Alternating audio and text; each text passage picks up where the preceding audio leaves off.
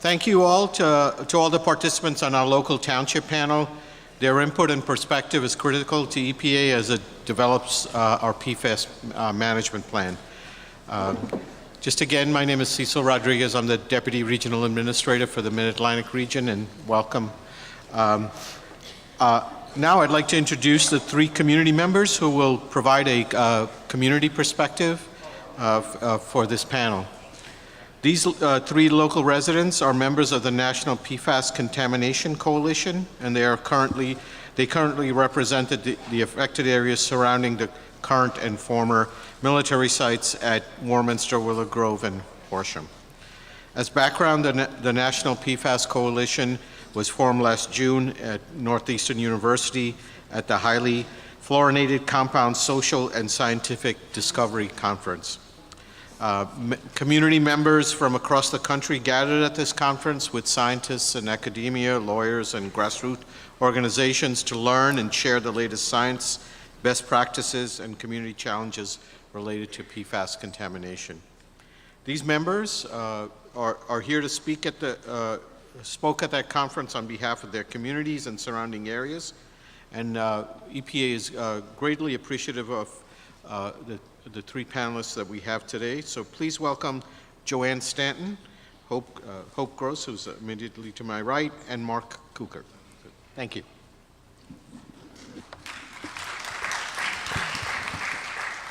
Good afternoon. My name is Joanne Stanton, and on behalf of myself and my fellow community leaders, Hope Gross and Mark Cooker, we want to thank the EPA and Regional Administrator Cosmo Servideo and Dr. Peter Gravatt for organizing this very important Region 3 community meeting and for allowing us the opportunity to present a community panel where we can voice our concerns about the challenges we face. The PFAS contamination in this area is among the worst in the country.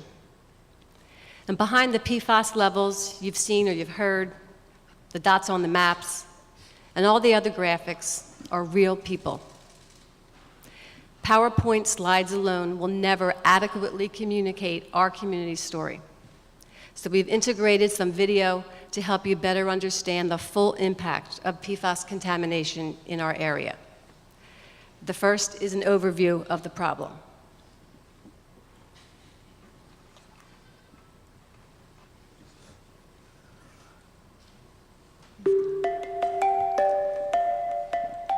I actually hate this house. I just feel dirty when I'm here. We grew up outside. We grew up playing in this grass and in the woods. You grow up thinking you're in this safe environment, in this safe home, and living this perfect life, and then you get to 25 and you find out you were poisoned.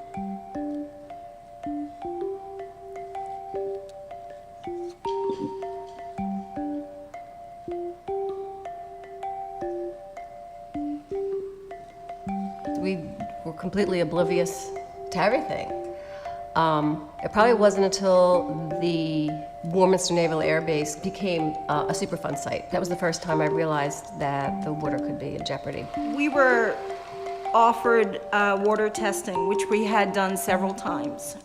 And we were told, although the chemicals were there in the water, they weren't at a level to be concerned. A few days after the last test, they said, stop drinking the water immediately. Warminster is lovely. It's such a nice feeling town. There are these, leafy streets you can walk down. It's really sort of idyllic. It's also, unfortunately, deeply polluted. And I think how polluted it is only coming into focus now that people have been exposed for their whole lives. So people who are in their 40s and 50s now are realizing that these lovely childhoods they had, playing outside and in their friends' houses, and sometimes on the military base that is just across the street from their homes, that it left them exposed and vulnerable and sometimes sick. Right after I had had my third son, we found out that my oldest child, Patrick, who was 6 years old at the time, just getting ready to enter first grade. He was having migraines for the last few years, but they were getting more intense. He was having nauseousness, vomiting in the morning, and then having problem with his balance. And we took him to the doctors, and the MRI revealed a brain tumor. The doctors came in our room, and they started pummeling us with questions. Where do you live? Where did you grow up? Do you ever work with pesticides? Do you live near a farm? Do you live under high tension wires? And these are questions that I never would have even thought about. And I was looking into what would cause kidney cancer because it didn't run in my family. I don't have any history of it. Don't have any history of multiple sclerosis in my family. So I looked into it and found an article about the chemical, the PFOA and PFOS, that was in fire retardant foam that's used at air bases. We were less than a half a mile away from the air base. This is where they burnt the fires, the firefighting foams. It was a drill site. We would come when we'd hear the sirens and run over to the fence, and they'd be putting all the fires out. They did this a couple times a week, maybe 3 times a week, and it just was our entertainment. When it really hit home and things really started to fall into place, where I just instinctively felt it really did, was when a neighbor a few doors down, who also grew up on my street, had a son who had a brain tumor. And I thought, wow, that's odd. You know, pediatric brain tumors are rare. So for 2 of us on the same street to have a child with a brain tumor, you know, this is not normal. A lot of people have moved out, but some are still here. I have another friend she died, Patty, of a brain tumor, but it started out as melanoma, cancer. Preston, so many of them. This is my house that I grew up in, right here. Right there. This is my friend Brendan's house across the street. He also has a child with a brain tumor. He suffered great many losses to cancer. His mother, his father, his brother. Military bases tend to be very, very polluted. The chemicals there, you see pesticides, you see solvents, you know, PCBs. I knew about heavy metals. I knew about the mercury and the lead and heck of chromium. We were exposed to PFOS, but we were exposed to a heck of a lot more. We haven't caught up with looking at singular chemicals and what the health effects of these are. We are far away from ever being able to study, if we even can, how these all combine and what the health effects could potentially be. I've, since 25, struggled with cancer diagnosis and testing and autoimmune disease and other tumors. I feel like I'm in remission. What does remission mean? It means that I'm not actively fighting cancer, but in my mind, I fight cancer every day. It's always in the back of my mind. There are hundreds of military bases where firefighting foam has been used. These chemicals have leached out into the waterways and eventually into the oceans. They're in all sorts of wildlife and people all over the world.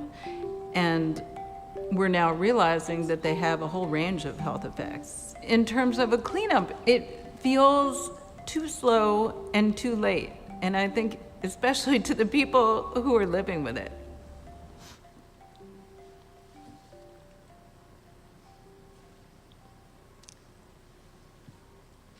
Next slide.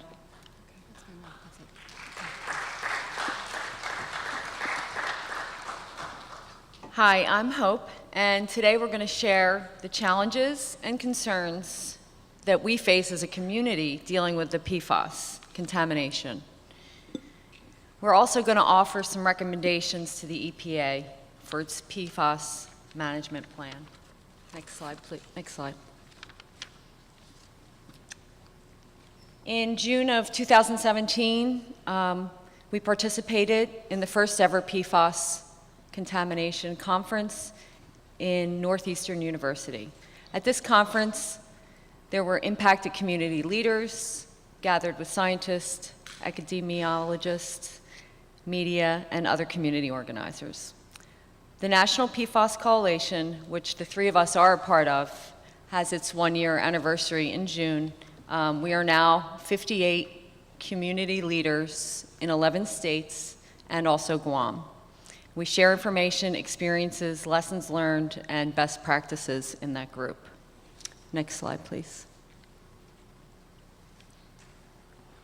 Closer look at the levels. As you've already heard, we have some of the highest levels of contamination in the country. Just this year, 3 months ago, I was at a RAB meeting for Willow Grove, and they reported levels for groundwater samples that were 300,000 parts per trillion. That's 4,000 times the EPA limit in an uncontained plume of water. All 3 local water utilities made the top 10 list in the US with the highest levels of certain combined PFOS exposures. Our community has been seriously polluted and continuing to spread. Next slide, please. Here's just a quick overview, and as you can see in this map, the 2 sites, the 2 air bases are so close to one another. Literally, the contamination just keeps going around. They're within 3 miles of each other. We need swift and meaningful action by the military to clean up these contaminants. Next slide, please. Now this is heart-wrenching and kind of makes me sick. This is Graham Park in 2006. This park is right next to Willow Grove Base, and this is firefighting foam that has migrated from Willow Grove Naval Air Station into the community park. Children fish in this pond. Children play in this pond. We are alarmed at this off-site migration, and a military employee was charged with the cleanup of this, shared this photo with us. We don't believe that this contamination was ever disclosed to the public. Next slide, please. This is an aerial view of the problem. The green borders the base, and the blue is the spread of the contamination. Next slide, please. We're different, and we want to share this with you, that we need you to know that we're different from Region 1.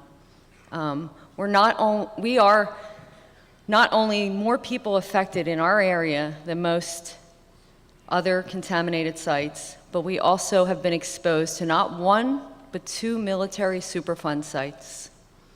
Those of us that grew up here have been exposed to PFOA and PFAS in our drinking water for our entire lives.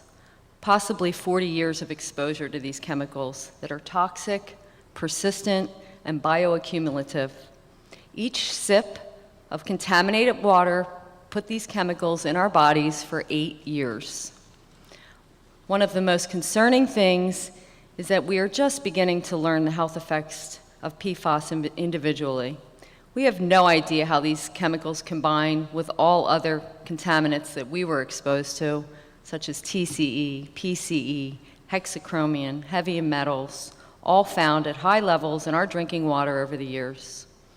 Or how PFOS combines with jet fuel, benzene, and other volatile organic compounds, all released into the air we breathe during these routine firefighting exercises, in addition to practices such as toxic fumes from burn pits. We've spoken to toxicologists and epidemiologists, and no one can give us a real answer of the health effects that we've been exposed to. Although research is being done by the DoD to find a solution to PFOS contamination, remediation outlook is bleak. Our community, there's no quick fix to this problem. The fractured bedrock in our community further complicates remediation. As a result, our community is going to be dealing with this cleanup for decades to come. Next slide, please.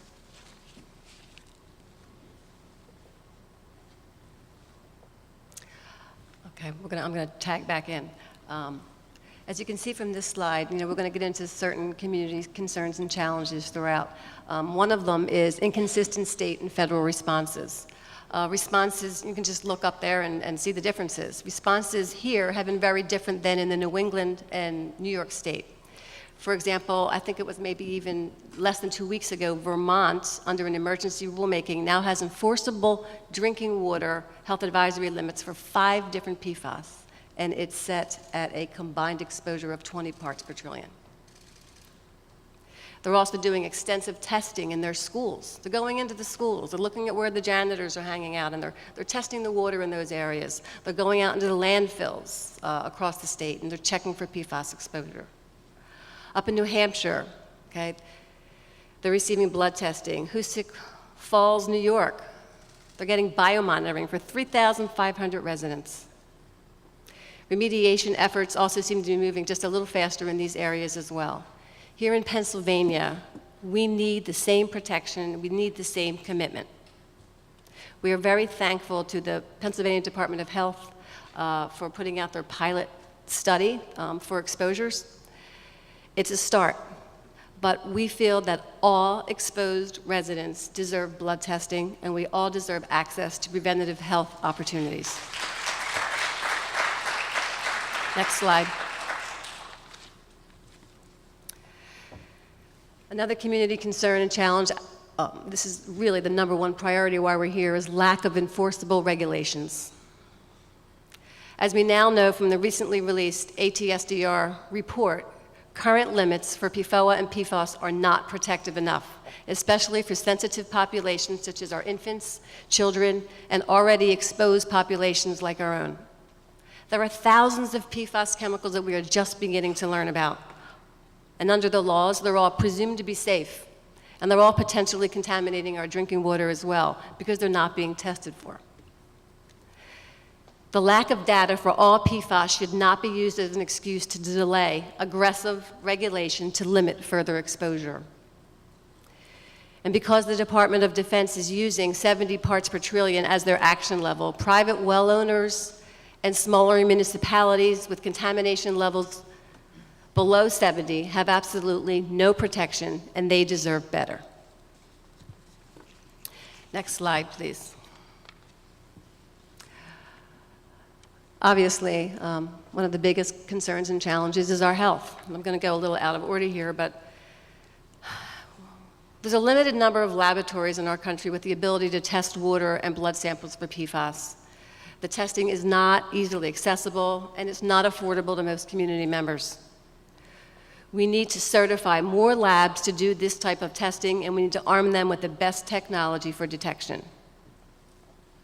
Many residents have been exposed to elevated levels of PFOA and PFOS for decades, risking the development of many illnesses, including cancer, immune system problems, decreased fertility, thyroid problems, and the list really goes on. PADOH, in 2016, their cancer review data for the community. I'm going to talk about addendum 2 for a second, because Laura told me that's the only one I'm allowed to use now. The incidence rates between 2005 and 2014 in one or more service areas with contaminated water, okay? The incidence rates for bladder and pancreatic cancers in females, as well as kidney cancers in males, and very sadly, childhood cancers in males, were significantly higher than rates in the rest of the state during this same period. This is concerning. These results deserve further evaluation and funding for a more comprehensive health study in our area without the many limitations that the data review study had. And we asked the ATSDR to please include us in any national exposure studies that you are looking into. And it's not just high levels of PFOS exposures that we need to be concerned about. Even very low levels of the chemicals in drinking water can pose a danger, especially to the fetus, to infants, and to young children. These are our babies. These are our children. This is our future. We need to implement enforceable drinking water standards under the Safe Drinking Water Act for these chemicals, and we need to do it now. And the next video clip about our children will tell you why.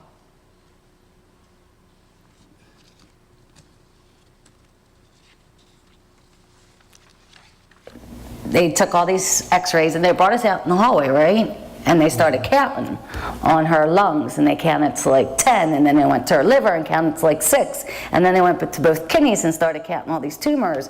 And me and my husband's like, that's the wrong x-ray. She told us she had kidney cancer, because again, at that point, we didn't realize that it could have spread. My thought process is just why? Just why? Just why? And I don't know if I technically thought it was the water, but as the days grew on, it was in the back of the head. And then it hasn't left.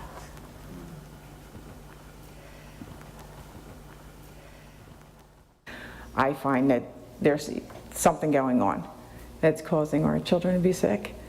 It's so unfair. They didn't ask for this. They just asked, you know, to live a normal life.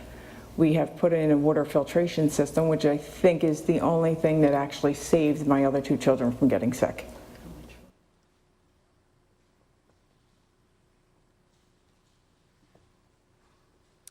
Obviously, a number one concern that we have as a community is the protection of our children's health.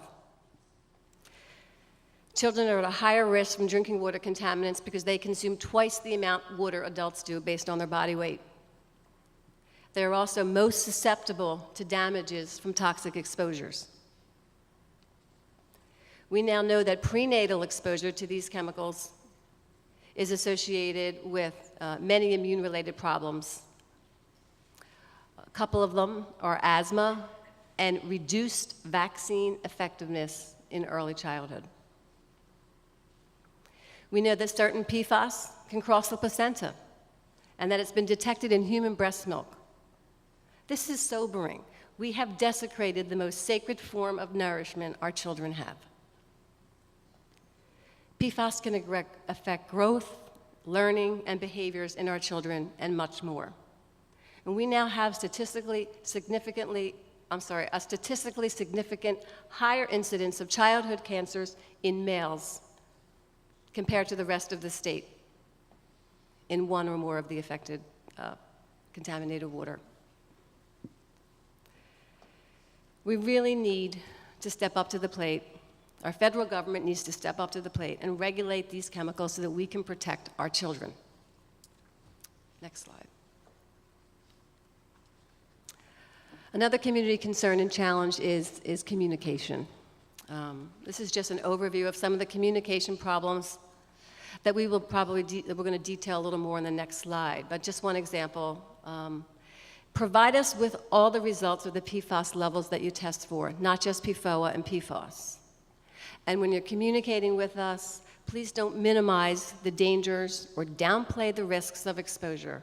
We have a right to know what we were exposed to, what the health effects are, and what we can do to protect ourselves. Next slide. Here's some examples of the communication problems. Community members have a lot of questions surrounding the UCMR testing.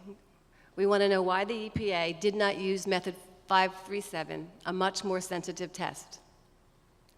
An inadequate test was used that failed to identify additional contaminants at lower levels that resulted in preventable exposures. We need to know that you're going to use the best science and the best technology available to protect us. That is your job. Another problem affecting trust is withholding important scientific information from the public. The ATSDR PFOS toxicology report was available for at least 6 months. Impacted communities have a right to know emerging science so that we can protect ourselves. We appreciate ATSDR for taking the leadership role and providing us with these new safety parameters that are 7 to 10 times more protective than the EPA's current lifetime health advisory. Another challenge is that we need to be informed of important meetings regarding PFOS contamination. You know, the RAB meetings and other meetings, they're often posted late and at times that are very difficult for community members to attend. We ask that you share the information that you have available because lack of transparency usually equates to lack of trust, and we need and we want to work together. Community buy-in is essential for the success of any program. Next slide. Obviously, financial implications are a huge concern and challenge within the community. Financial implications can be staggering for community members not able to cover the costs of medical bills, bottled water, home filtration, blood testing, and biomonitoring, not to mention additional stressors such as decreased property values over the last few years. And the cost of chronic illness. That goes far beyond medical bills. It results in loss of work, loss of wages, loss of happiness, loss of productivity, and sometimes even loss of life. Here's a video clip that drives home that point. You don't have the cash to pay anybody to try to test it or to even consider testing it. It's trying for the fact that I'm paying $14 to go down to the hospital to park. That's every day. I can't tell you how much time I've lost in work just alone. And if I'm not at work, I'm not getting paid. My wife, she can get paid for 3 months. And then on top of that, you want us to pay somebody to test our water, and it's already been too late. We put a water filtration system in, and our water filtration system cost us $5,000 for the initial product to be installed into our home. And every year we had to maintain it, which costs anywhere from $250 to $400 every year. We couldn't afford the filtration system, and we would get confused. We would go to the meetings and ask which filtration system to use, and then our concern was how they get rid of the filters then. Do they bury them in the ground? They come back through the water, and it was never really clear to us, and at that point we really didn't have money. If there's tight weeks, I make Felicia only drink the bottled water because she only has 3/4 of a kidney. Next slide. I'm Mark Cooker from Upper Dublin Township. We had a really excellent local panel presentation right before us, except for one thing. Upper Dublin was not invited to participate. So I'm here for Upper Dublin to talk about how we have been impacted by pollution from the Willow Grove base. Next slide. This is where Upper Dublin Township is located within Montgomery County. Next slide. And this is how we've been impacted. We have 2 wells in our area operated by Aqua. One is called the Upper Dublin well. The other is called the North Hills well. Both of them are in the direct pathway of groundwater flow migrating from the Willow Grove base, and both of them have been impacted. Next slide. Here's how the Upper Dublin well has been impacted. These are the combined PFOA, PFOS levels in that well over the last 2 years. And we're comparing that to not the federal standard, which there are serious questions about, but the New Jersey and the Vermont standard. So where our levels exceed New Jersey and Vermont, it's highlighted in red. Where it exceeds Vermont only, it's highlighted in black bold. And as you can see, most times we exceed both. Next slide. Same is true for the North Hills well. As you can see, the North Hills well has had levels as high as in the 50 parts per trillion combined. Now, what's been done in Upper Dublin? Well, you heard how Warrington and Horsham and Warminster townships all adopted a policy of no detect. What happened in Upper Dublin? Next slide. Nothing has happened yet in Upper Dublin. We had a meeting at our township in April 2016. The room was packed. The commissioners were there. There are people in the audience who were there. I'm going to ask them to stand. Jill, Florian, Lisa Faden, Danielle Faden, Jody Benjamin, we all spoke at that meeting. They will be speaking again during the listening session. We made it clear, just as these other 3 townships did, we thought this was unacceptable. We wanted no detect also. Aqua's response was, as long as we're below 70, we are not going to do anything. That's what we heard at that meeting.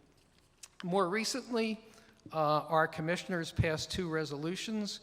One resolution was supporting a legislation proposed by State Senator Mert to establish a statewide standard of 5 parts per trillion. The other was a resolution to reach out to Aqua and ask them to either shut down the Upper Dublin well or find a way to reduce the level to no detect or as close to no detect as possible. To my knowledge, they have not yet responded to that request. So again, you'll hear more from some Upper Dublin people during the listening session, but suffice it to say, we're not happy with the status quo.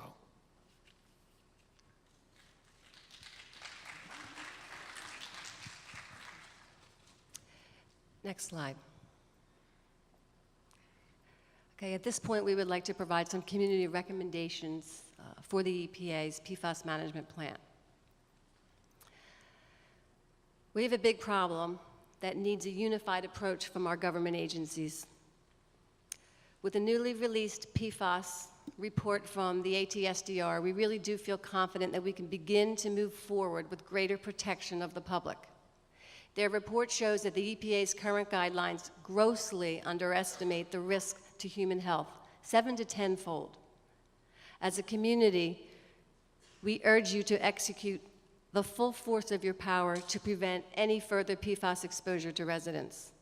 We need drinking water standards. We need drinking water safe enough for infants and for children. It needs to be safe enough for cancer survivors, for the elderly, and all the others that have endured decades of exposure. The time is now to set an enforceable standard under the Safe Drinking Water Act that is at least as protective as ATSDR suggests and as close to non-detect as possible. We also ask that you classify PFOS as a CERCLA hazardous substance so that impacted communities can receive funding for action and cleanup. Make the polluters pay, not the affected communities. We also recommend that you regulate all the PFOS together as a class. The replacement fire retardant chemicals being introduced can be just as harmful, and they're often just trading one toxic chemical for another. Federal agencies have an important responsibility to continue to evaluate vulnerable water systems that were not subjected to UCMR testing.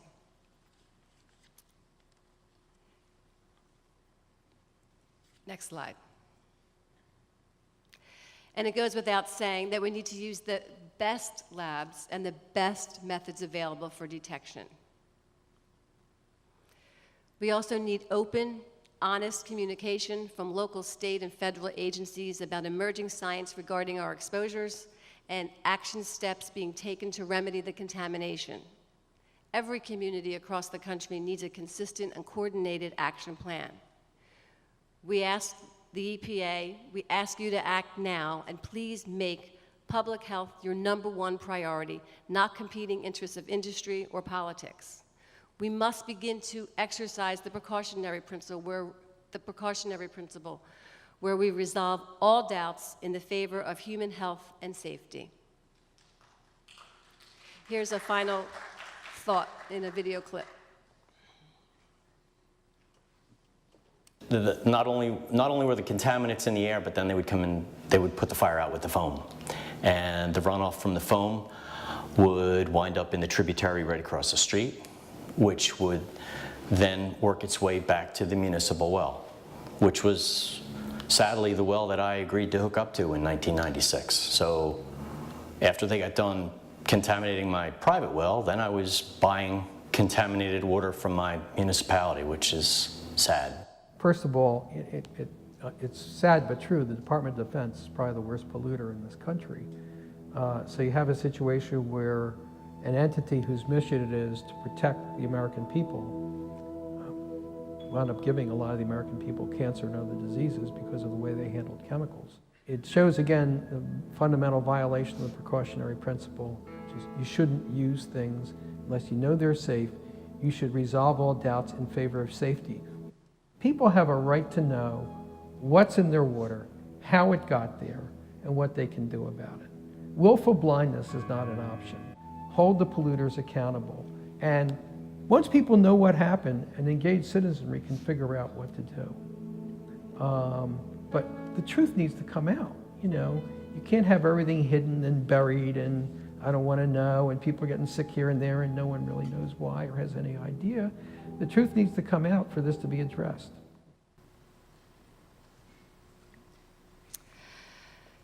In closing, we just want to thank the EPA for including us in this important dialogue today, for listening to our concerns, for considering our recommendations, and to everyone here who showed up today that's working towards a solution. Moving forward, please know that no one ever has a bigger stake in this problem than the impacted communities. We want to be included, we need to be included, we should be included. Nothing about us without us. Thank you.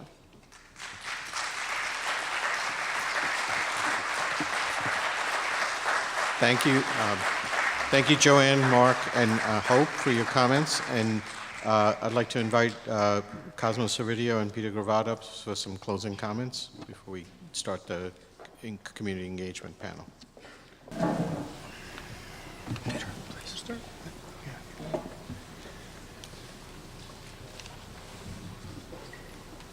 Well, thank you very much. That was an outstanding presentation from the community representatives. I very much appreciate, from the impacted community members, I very much appreciate also the excellent presentations from the representatives of the impacted communities here, as well as the state partners. And, you know, this is exactly what we're here for, to get the kind of perspective and appreciate the local experience and the impacts for families and children, and for all of you in terms of trying to meet the challenges with PFAS. These are things that are very hard to appreciate and fully understand from Washington. That's why we're visiting communities around the country. And so I know there's much more to come in terms of the listening session that's going to happen this afternoon and this evening. It's very important. We're looking forward to that as well. So we have, as I mentioned earlier, a number of folks here, both from the region and from my staff in Washington, who are, in addition to me, taking careful notes, and we will be taking all of this back. And so I very much appreciate the presentations that we've heard thus far today, and very much looking forward to all the comments to come this evening. So Cosmo? Yes, again, I just want to echo Peter's comments. We appreciate each panel, all the participation today, the community presentation. I thank you particularly for that. And again, as we press forward regionally, we are, again, as Peter mentioned and I mentioned, this is a priority. The information that we've heard today, we will continue as we coordinate and meet and collaborate with all of you, relay that to our counterparts in Washington. This is a priority for the administrator. We will, as we progress forward in the listening session, take back all the information that we've heard from all of you. But I know, from the regional standpoint, I really appreciate the state panels, again, all their perspectives, but locally here, our continued commitment to work with all of you, to work with our municipalities, but first and foremost to work with the citizens of this area. So we thank you for the opportunity to be here, and we look forward to hearing more from you for the remainder of today. That's great. Thank you so much.